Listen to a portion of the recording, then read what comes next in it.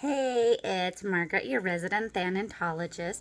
I am also a licensed professional counselor and a somatic experiencer, and I am here to talk to you about all things death, dying, and grief related. So, today, trigger warning, I'm going to be talking to you about traumatic death. So, I will be discussing people unaliving themselves and death that happens through traumatic loss and the grief that comes with that. Okay, so a sudden loss is any death that happens violently through a violent manner. It can be due to violence, it can be in a car accident, any way that is sudden and violent. And I have my notes here, so I'm just because I want to make sure I give you all the information. Certain types of death, such as homicide and unaliving by oneself, are more likely for the survivors to experience traumatic grief. Witnessing the love of a dead one can also create traumatic grief. It's a lot, like there's trauma happening, so it's traumatic grief. Things that happen when we have traumatic grief. Things like we can become preoccupied with the deceased. There can be a longing, a yearning, a disbelief, an inability to accept the death. There can be bitterness and anger towards the death, as well as avoidance of remembering the loved one.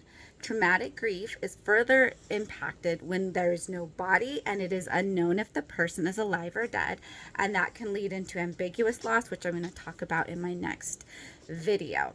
So follow, subscribe, like, all that good stuff so you can catch that next video. So, in case of traumatic loss, we have to address the trauma before we can even get to the grief. So, 3 things are important if you're experiencing a traumatic loss.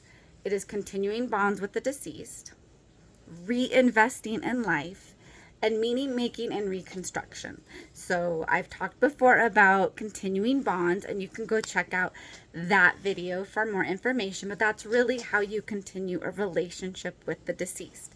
So reinvesting, reinventing. Grief changes everything, including us. So how are you reinventing yourself and reinvesting into your life? And then meaning making and reconstruction. So reconstruction is efforts to make sense of the lost by finding new or creating new meaning in the death of the loved one in a new way that supports your life. So if you are experiencing traumatic loss, or you know somebody who is, you can continue the bonds with the deceased. Music, art, activities, food, things, even smells, pictures. You can make a video. You make sure you attend celebrations, or when you're ready to attend celebrations such as holidays, birthdays, anniversaries. If you are supporting somebody who is experiencing a traumatic loss, you can engage with them, sharing memories, photos, music, activities, things. You can also check on them. How are they doing? What supports do they need? Are they eating? Are they sleeping? So reinvesting and reinventing. Who are you now? Who are you still? What in life still has meaning? What are your causes? So I hope this video was helpful. I know it was really quick, really brief.